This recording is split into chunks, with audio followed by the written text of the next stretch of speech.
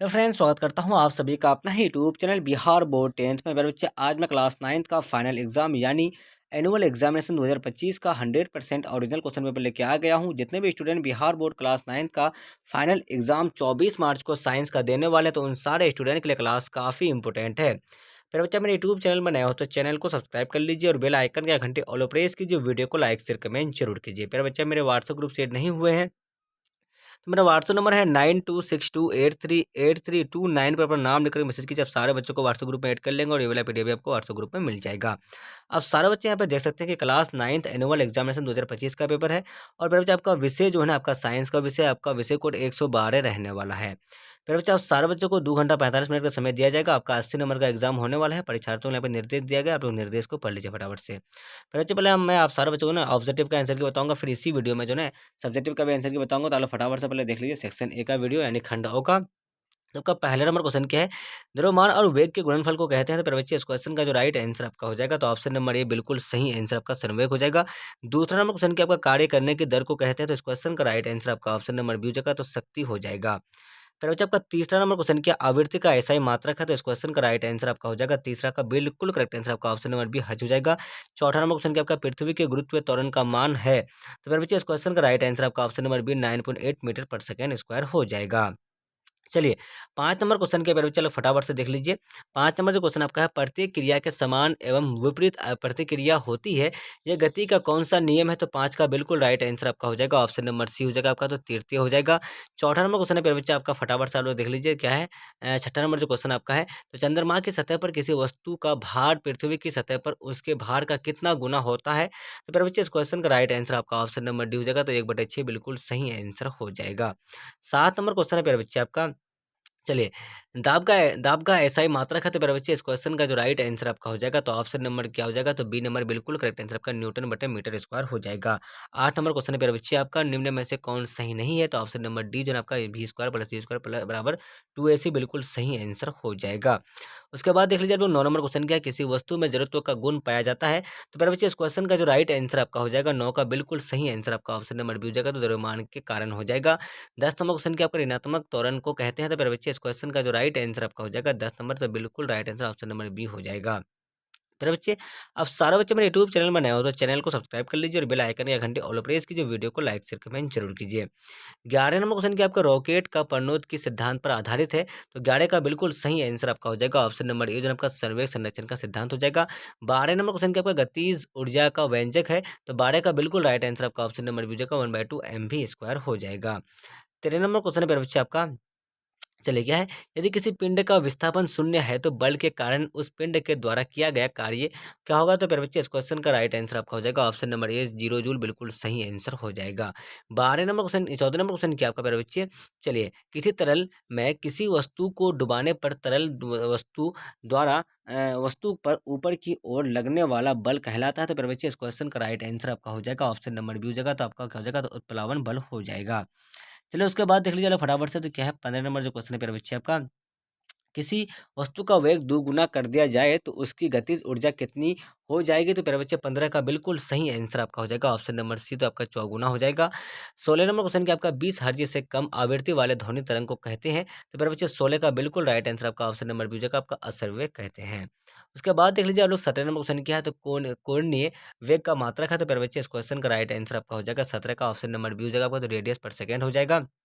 चलिए, 18 number question के बच्चे आपका संवेग परिवर्तन की दर समानुपाती होती है। तो प्यारे बच्चे, इस क्वेश्चन का राइट आंसर आपका हो जाएगा 18 का बिल्कुल करेक्ट आंसर आपका हो जाएगा, ऑप्शन नंबर बी जो है आपका, ये आरोपित बल के हो जाएगा। 19 नंबर क्वेश्चन आपका, शक्ति का ऐसा ही मात्रक है। तो 19 का बिल्कुल सही आंसर आपका हो जाएगा, ऑप्शन नंबर बी, तो जूल पर सेकेंड हो जाएगा। प्यारे बच्चे, आपका 20 नंबर क्वेश्चन क्या है, तो देखिए, घर्षण बल हमेशा कार्य करता है। तो प्यारे बच्चे, इस क्वेश्चन का राइट आंसर आपका हो जाएगा 20 का right answer option number B आपका हो जाएगा, तो क्या हो जाएगा, गति की विपरीत दिशा में हो जाएगा। 21 नंबर क्वेश्चन क्या आपका, 1 हॉर्स पावर बराबर है। तो प्यारे बच्चे, इस क्वेश्चन का राइट आंसर आपका हो जाएगा 21 का बिल्कुल सही आंसर आपका ऑप्शन नंबर सी 746 वाट हो जाएगा। 22 नंबर क्वेश्चन प्यारे बच्चे आपका, किसी पिंड पिंड की स्थितिज ऊर्जा का व्यंजक है। तो इस क्वेश्चन का राइट आंसर आपका हो जाएगा 22 का बिल्कुल करेक्ट आंसर आपका ऑप्शन नंबर ए आपका mgh हो जाएगा।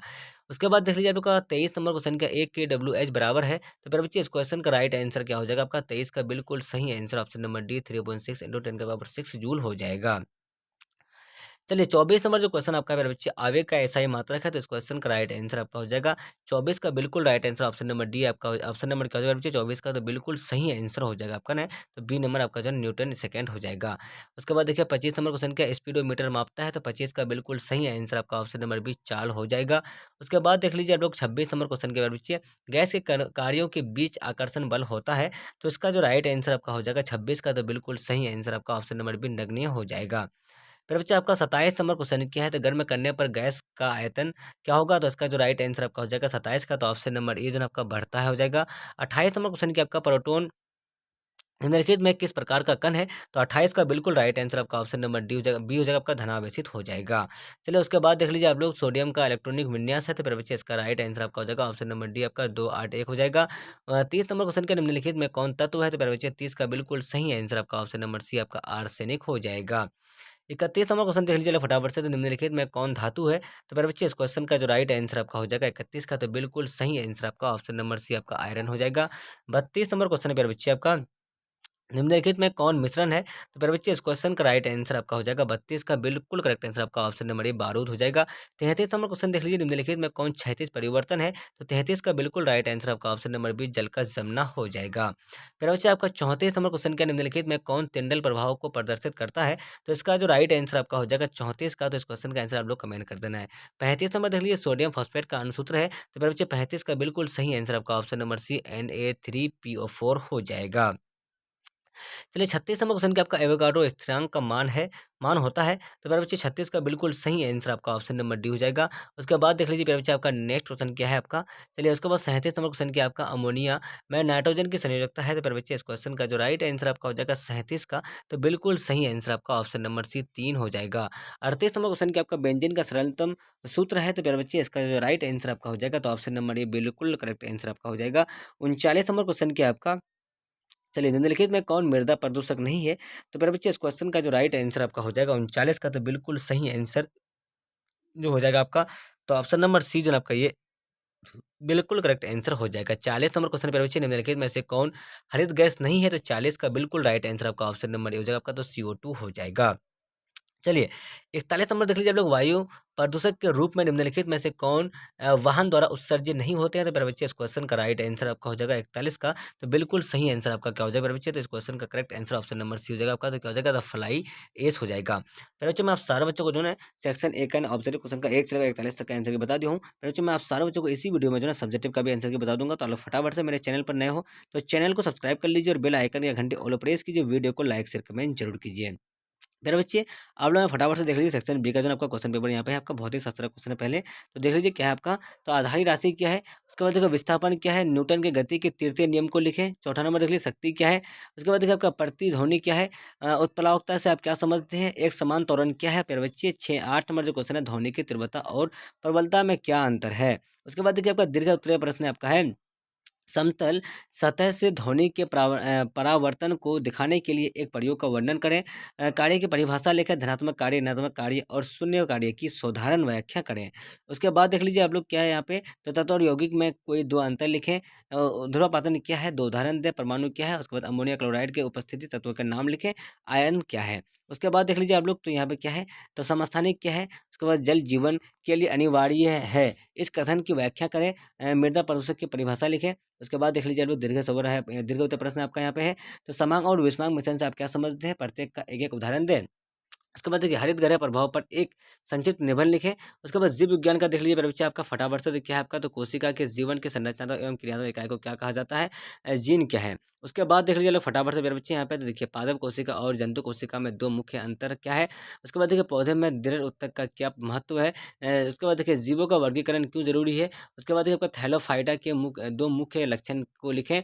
उसके बाद देखिए संघ आइट्रोपोडा की 3 प्रमुख विशेषता का उल्लेख करें। उसके बाद पशुपालन की परिभाषा लिखें। उसके बाद देख लीजिए आप लोग दीर्घ सवर यहाँ पे है, माइटोकॉन्ड्रिया की संरचना एवं कार्यों का संक्षिप्त वर्णन करें। उसके बाद देखिए पशुपालन से होने वाले जो आर्थिक लाभों का वर्णन करें। उसके बाद देख लीजिए यहाँ पे आपका आंसर प्यारे बच्चे। तो देखिए आधारी राशि क्या है? तो जिन राशियों में सिर्फ परिमाण होता है उन्हें हम लोग आधारी राशि कहते हैं। उन्हें स्वतंत्र माना जाता है, जैसे लंबाई, द्रव्यमान, समय, विद्युत धारा, ताप, ज्योति, तीव्रता और पदार्थ की मात्रा।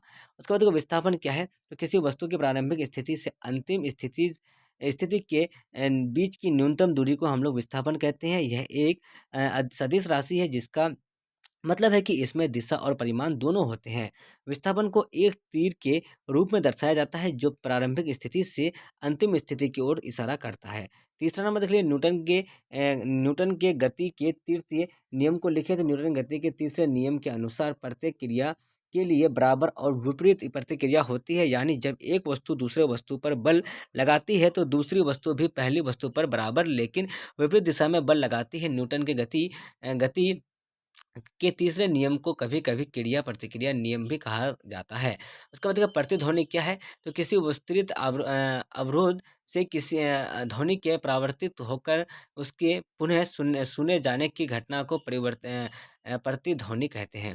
उसके बाद देखिए आप लोग एक समान त्वरण क्या है? तो जब किसी वस्तु के वेग में बराबर समय अंतराल में बराबर परिवर्तन होता है तो इसे हम लोग एक समान त्वरण कहते हैं। इसे स्थिर त्वरण भी कहते हैं। लॉन्ग आंसर देख लीजिए, कार्य की परिभाषा लिखें।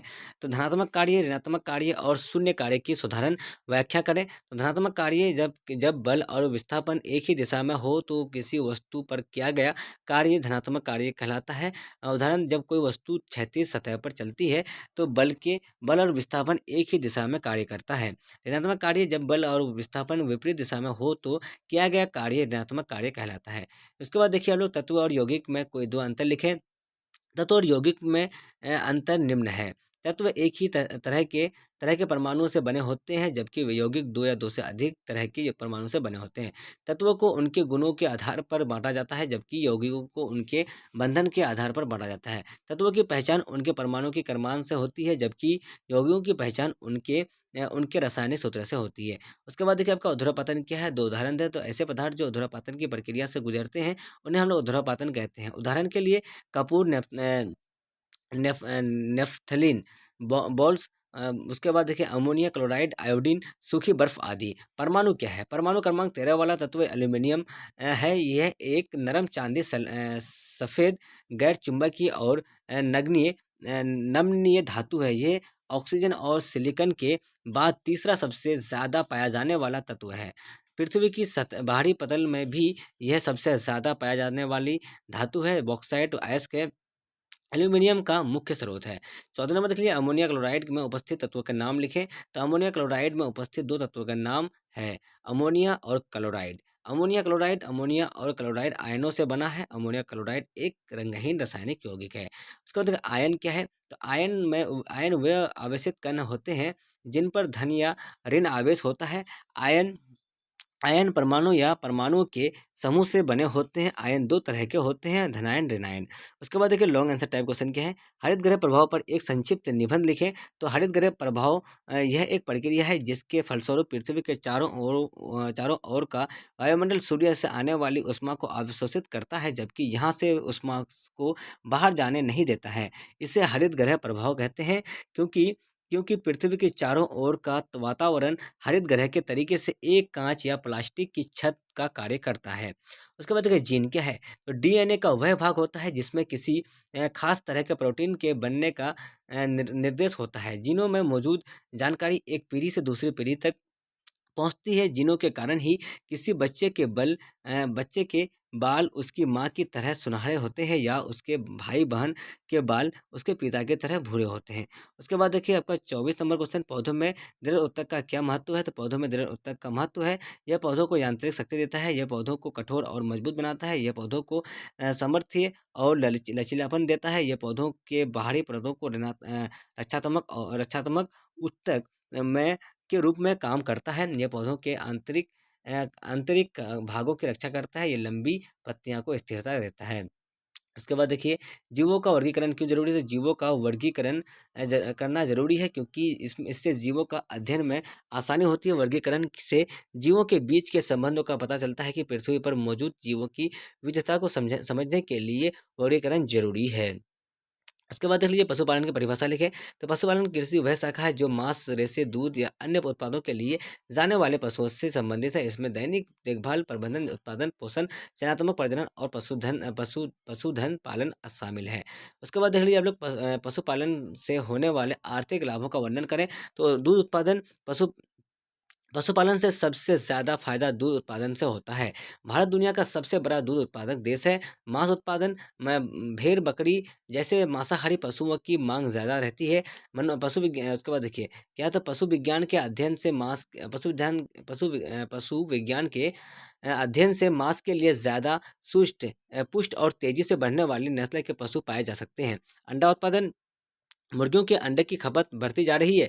पशु विज्ञान के अध्ययन से अंडे वाले बेहतर नस्ल की मुर्गियां पाई जा सकती है। ऊन उत्पादन भेड़ों और अंगोरा किस्म के खरगोश की नस्ल में सुधार करके ऊन का उत्पादन बढ़ाया जा सकता है। उसके बाद मछली उत्पादन, तो भारत में मीठे पानी की मछलियां के उत्पादन को बढ़ाने की काफ़ी संभावना है।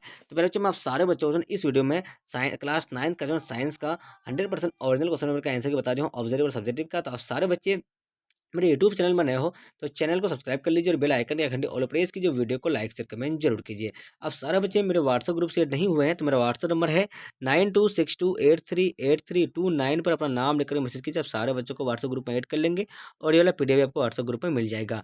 फिर बच्चे अब देख के लिए बाय बाय, हम लोग फिर मिलते हैं नेक्स्ट वीडियो में। वॉचिंग फॉर, थैंक यू, जय हिंद, जय भारत।